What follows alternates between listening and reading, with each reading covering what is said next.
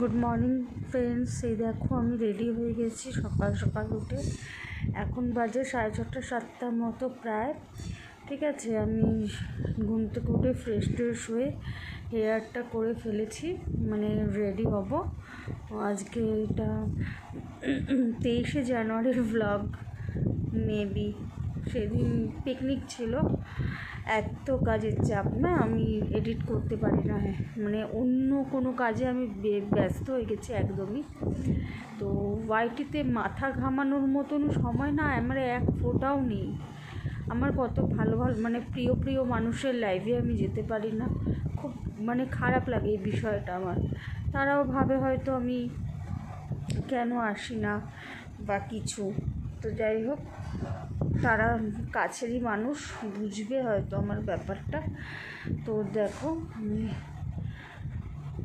বকে যাচ্ছি ক্যামেরা নিয়ে জানি না, ভয়েস দিতে গিয়ে নিজেই ভাবছি এখন।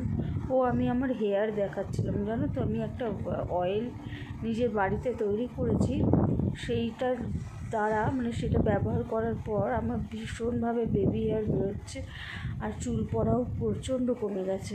তো দেখো রেডি হয়ে যাবো এখন। এই রেডি হয়ে না আমি ভিডিও করতে পারিনি, প্রচণ্ড তাড়াহুড়ো ছিলাম, বেরিয়ে পড়েছি, বাসে উঠে গেছি। এই দেখো গন্তব্যতে পৌঁছাতে মানে বাস চলতে শুরু করে দিয়েছে অলমোস্ট। অনেকটা দূর জায়গাটা ছিল, 40-45 মিনিটের বেশি, মানে এই ডানকুনি ছাড়িয়ে যেখানে আমার এখন ভয়েস দিতে ঘুম পেয়ে যাচ্ছে, বাবারে বাবা। তো যাই হোক, কি সুন্দর কুয়াশা, হালকা হালকা ঠান্ডার মধ্যে কুয়াশা ব্যাপার, বেশ ভালোই লাগে জানো তো। সকালবেলায় একটু দূরে কোথাও মানে ভোরে একটু ঘুরতে যেতে। দেখো আমি একটু নিজেকে দেখিয়ে নিলাম কি সেজেছি না সেজেছি।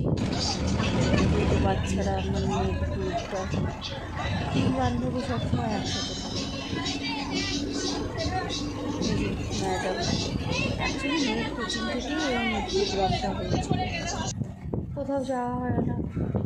আমি মানে একা সিঙ্গেল মাদার হলে যা প্রবলেম হয় না, সবটা নিজেকে সামলাতে হয়, খুব চাপে পড়ে যায়। তো যাই হোক, মেয়ের ভালোর জন্য মানে মেয়ের খুশির জন্য একটু বেরোতে হয় মাঝে সাঝে, নিজের ইচ্ছে না থাকলেও বেরোতে হয়, কিছু করার নেই। এই দেখো ঢুকে গেছি প্রায় জায়গায়, জানো তো। আবার ওই জন্য ক্যামেরাটা একটু অন করলাম দেখানোর জন্য। দেখো কি সুন্দর জায়গাটা, গ্রাম্য পরিবেশ পুরো। আমার খুব ভালো লাগে এরকম গ্রাম্য পরিবেশ। ঘুম থেকে উঠে চারিদিকে কুয়াশা দেখবো, শীতের সকাল, ওয়াও, ব্যাপারটাই আলাদা। তো যাই হোক,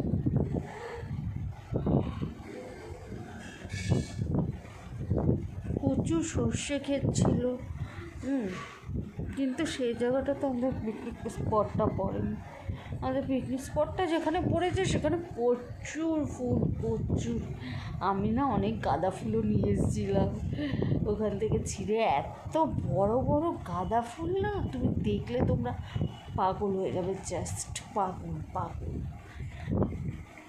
তো যাই হোক, আমি ইউটিউবে ব্লগ করি তো একা না, মানে একটা ইউটিউব জানি অনেকেই সামলায়, কিন্তু বেশিরভাগ ক্ষেত্রে না একটা ওয়াইটিস অ্যাকাউন্ট একজন হেল্প করার জন্য মানুষ থাকে, কারোর হাজব্যান্ড থাকে, কারোর ভাই বোন থাকে, কারোর কেউ না কেউ থাকে, একা না সেটা পসিবল হয় না। তো আমার হয়েছে সেই প্রবলেম, আমি ভিডিও করব, এডিট করতে পারি না ঠিকভাবে, কিছুই পারি না সেরকমভাবে ইউটিউবে। কেউ এইও যে শিখিয়ে দেবে হাতে ধরে বা বলে দেবে, বা কোনো তার সাথে কোনো মিলেমিশে কন্টেন্ট বানাবো ভিডিও দেওয়ার জন্য। তো আমি একা যেরমভাবে পারি, যেটুকু পারি, 0 থেকে তো 1400, স্টিল 1400-র বেশি আমার সাবস্ক্রাইবার আমি করেছি না, এটাই আমার কাছে অনেক। আস্তে আস্তে ঠিক হবে। 1 বছর হবে না, 2 বছরও হবে না, 4-5 বছরও হবে। তো যাই হোক, দেখো ভুগতে ভুগতে আমি পিকনিক স্পটে ঢুকেই গেছি প্রায়। এই দেখো পুরো চারিদিকে গাছপালায় ভর্তি, দারুণ লেগেছে আমার পিকনিক স্পটটা। সব থেকে ভালো লেগেছে তো ফুল, আর রিলস বানানোর জন্য সেরা জায়গা ছিল।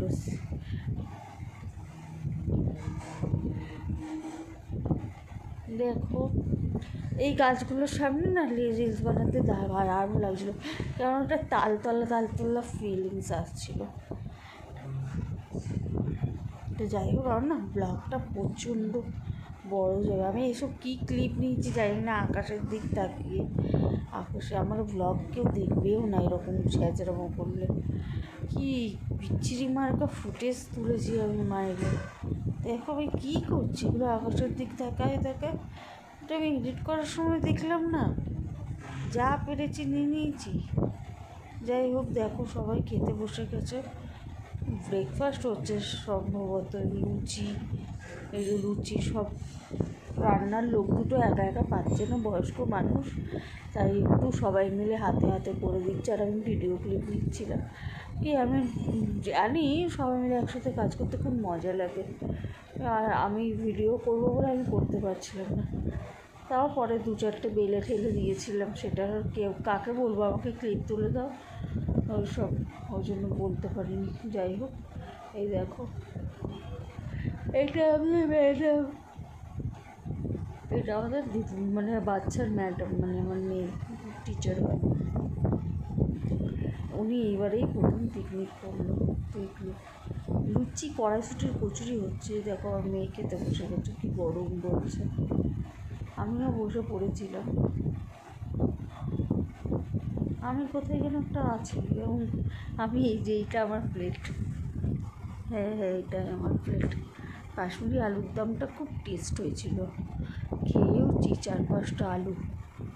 তারপরে বসে পড়েছি টিফিন খেয়ে একটু আড্ডা মারতে বন্ধু বান্ধবীদের সাথে। কেমন লাগছে গো আমাকে? দেখো আমার লুকটা এইটাই পরেছিলাম আমি, এরকমই সেজেছিলাম। চোখে টিপভাবে কাজল আর টিপে আমার খাওয়া দাওয়া করে আবার বেরিয়েও পড়েছি। দেখো আবার ঘুরতে, কি উল্টোপাল্টা এডিটিং করতে পারি না গো, তোমরা একটু সাপোর্ট করো, তাও গো একটু সাপোর্ট করো, কিছু বলার নেই আমার। দেখো ফিরছি, আর আমি খাওয়ার অনেকগুলো ভিডিও নিয়েছি, তো খাওয়ার ভিডিওগুলো নিলাম না কেন? অনেক কিছু খাইছিল, চিকেন খাইছিল, মাছ খাইছিল, ডাল, ভাজা, আলু ভাজা, এইসব, চাটনি, পাপড়, পায়েস না সরি আইসক্রিম। এখন বাড়ি ফেরার পথে দেখো বালি ব্রিজ দেখা যাচ্ছে, কী করে বালি ব্রিজে উঠে যাবো? এই দেখো বালি ব্রিজে উঠে গেছি, এবারে নেমে পড়বো তাড়াতাড়ি করেই বাড়ির সামনে। কোথাও গেলে না সকাল সকাল তারপরে বাড়ি ফিরতে যে কী মজা লাগে, কতক্ষণে আমি বাড়ি যাবো, বাড়ি গিয়ে একটু পিছাড়ের পিঠটা রাখবো, এই ভাবি খালি। দেখো এখানে আমি না বালি ব্রিজে রোজ হাঁটতে আসতাম, রোজ ডেলি। ঠাকুরের ফুল খাওয়া যাবে তো আমার মর্নিং ওয়াক খাওয়া যাবে না, রেগুলার হাঁটতে আসতাম। আর কখনো মন মেজাজ ইচ্ছে থাকলে রাত্রেও বিকেলবেলাও চলে আসতাম।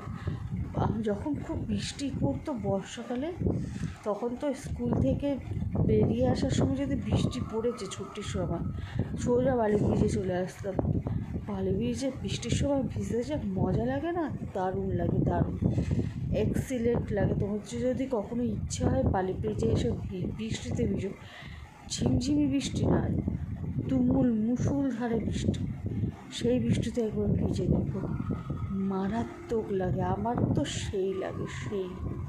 তো যাই হোক, বাড়ি পৌঁছে গেছি, দেখো বাড়ি পৌঁছে গিয়ে একটু বসেছি, তো ওদেরকে ভিডিওটা এবার বাই করবো। অনেকটা বড় ভ্লগ নিয়েছি, কিন্তু আগামাতা কেসও নাই গো। যাই হোক, পড়ে থাকবে ফোনের মধ্যে ভিডিওগুলো, তাই ভাবলাম থাক দিয়ে দিই, শেয়ার করে দিলাম। টাটা।